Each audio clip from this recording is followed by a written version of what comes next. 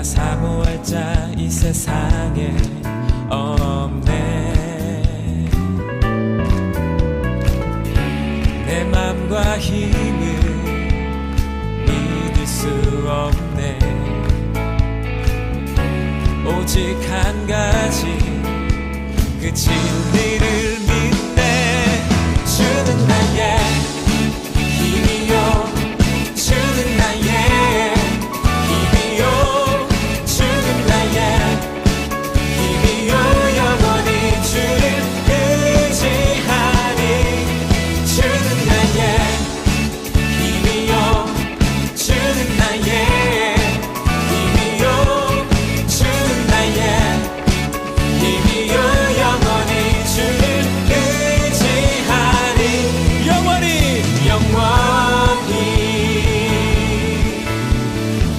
다시 한번 찬양하기 원합니다.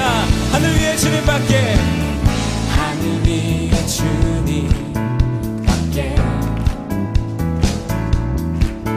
내가 사모할 자 이 세상에 없네. 내 맘과 힘을 믿을 수 없네. 오직 한 가지 그 진리를 믿네. 주는 나의 힘이요, 주는 나의 힘이요, 주는 나의 힘이요, 영원히 주를 의지하니.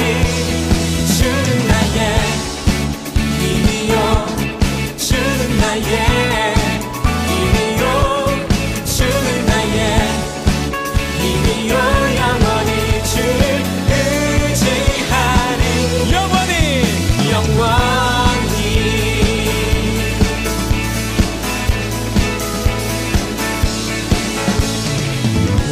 내 맘과 힘을 믿을 수 없네. 오직 한 가지 그 진리를 믿네. 주는 나의 힘이요, 주는 나의 힘이요, 아멘. 주는 나의 힘이요, 영원히 주를 의지하니. 주는 나의 힘이요, 주는 나의 힘이요, 주는 나의 힘이요, 영원히 주를 의지하니. 영원히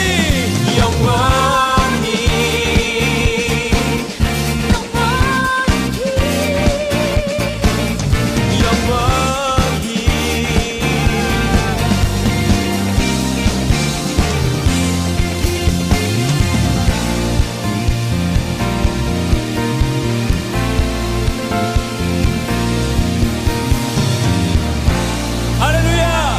우리의 힘과 능력이 되신 주님의 이름을 찬양합니다. 아멘.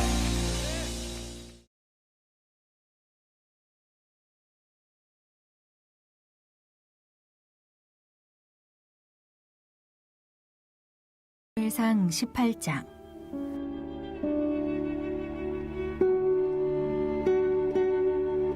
다윗이 사울에게 말하기를 마침에 요나단의 마음이 다윗의 마음과 하나가 되어 요나단이 그를 자기 생명같이 사랑하니라.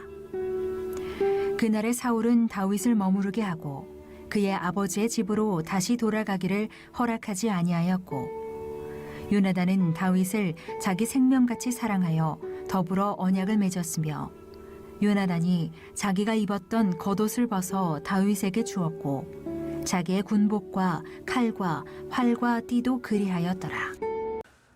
여러분 안녕하세요. 한 주도 잘 지냈나요? 2021년 새해가 밝았어요. 어제의 일은 뒤로 하고 다가올 2021년을 기쁨과 설렘으로 하나님과 함께 맞이하는 우리 모두가 되기를 소망합니다. 우리가 지난주에는 다윗이 하나님께 선택받고 또 거인 골리앗을 쓰러뜨린 내용을 살펴보았는데요.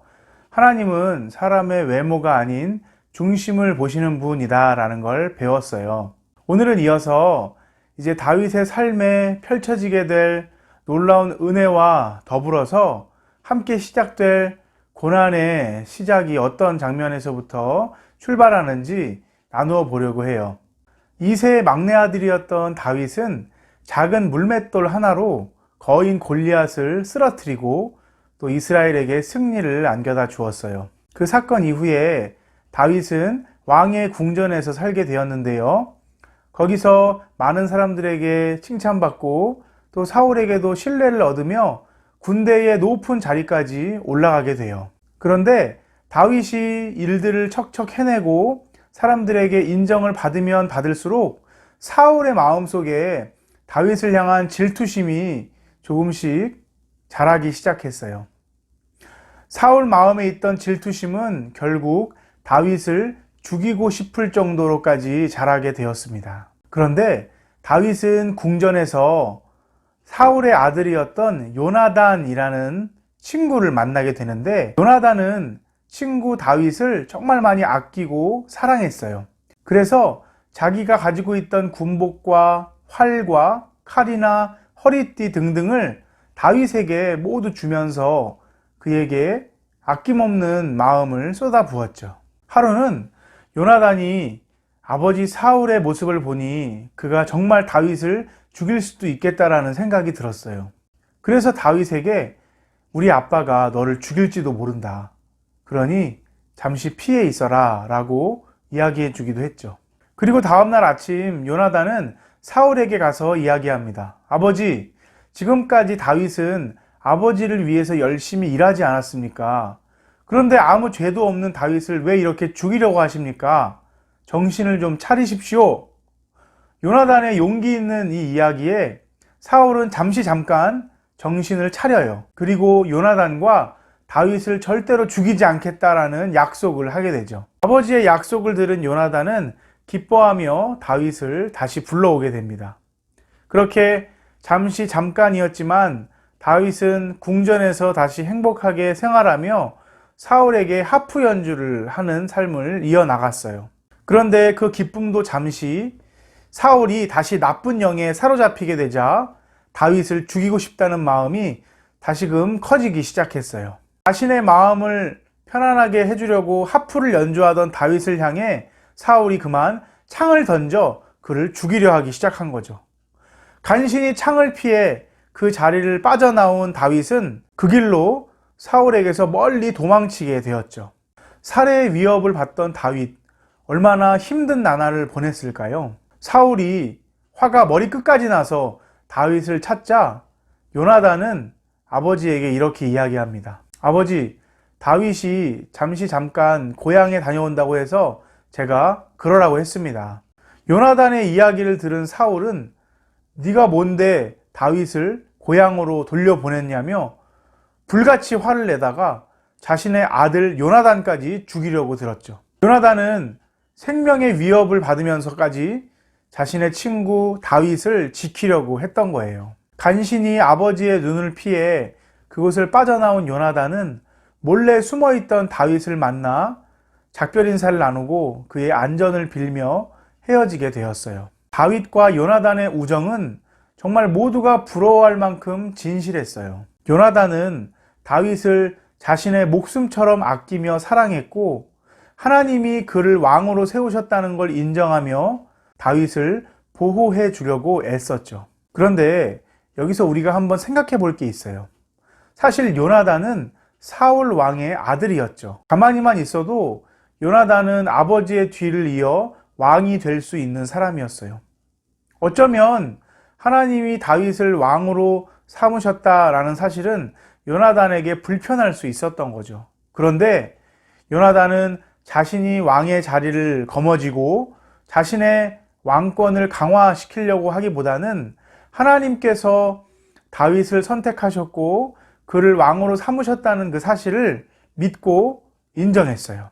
그렇게 요나단은 자신에게 있던 왕의 권리를 기꺼이 내려놓고 하나님의 약속을 믿으며 다윗을 사랑했던 거예요. 자신의 왕국을 가지는 것보다 하나님의 약속과 계획이 이루어지는 것을 더 바랬기 때문이에요. 마찬가지로 예수님은 하늘나라에서 하나님 보좌 우편에 앉아 계시며 온 땅을 다스리시는 왕이셨지만 그 왕의 권리를 내려놓으시고 우리를 위해 이 땅에 몸을 입고 오셨어요. 예수님은 우리를 위해 자신의 목숨을 기꺼이 십자가에 내어놓으시면서까지 우리를 사랑하셨던 거예요. 성경에 보면 친구를 위해 자기 목숨을 버리는 것보다 더 큰 사랑은 없다라는 말씀이 있어요. 예수님께서는 우리를 위해 자신의 목숨을 내어주시면서 큰 사랑을 베푸셨죠. 예수님이야말로 우리를 가장 많이 사랑하시는 이 세상에서 제일 좋은 친구가 되시는 거예요. 이제 2021년 올 한 해 우리 모두가 가장 좋은 친구가 되시는 예수님과 함께 동행하는 삶을 살아가기를 축복해요. 내가 혼자라고 느껴질 때, 그 누구도 내 주위에 없는 것 같이 느껴질 때, 그때도 우리 예수님은 나의 가장 좋은 친구가 되신다는 사실을 꼭 기억하며 그 예수님과 늘 동행하는 우리 모두가 되기를 축복합니다. 2021년 올 한 해도 우리를 가장 많이 사랑하시는 예수님의 사랑을 느끼며 또 그 예수님께 감사하며 살아가는 우리 모두가 되기를 축복합니다. 함께 기도하시겠습니다. 살아계셔서 오늘도 우리와 함께 하시는 하나님은 우리를 정말 많이 사랑하셔서 하나밖에 없는 아들 예수님을 이 땅에 보내주시고 또 우리에게 가장 좋은 친구가 되게 하셨음을 말씀을 통해 같이 살펴보았습니다. 다윗이 가장 깊고 어두운 터널 같은 시간을 보낼 때에도 그 옆에 정말 좋은 친구 요나단이 있어서 외롭지 않고 그 어려움을 극복할 수 있었던 것처럼 우리도 정말 힘들고 어려운 시기를 지나고 있지만 그럼에도 우리에게 가장 좋은 친구 되시는 예수님이 계시다는 사실을 날마다 기억하며 그 예수님과 동행하며 매일매일 기쁨으로 또 감사함으로 살아갈 수 있도록 도와주세요. 그렇게 새로 시작될 2021년을 승리하는 우리 모두가 되기를 소망하며 예수님의 이름으로 기도드립니다. 아멘.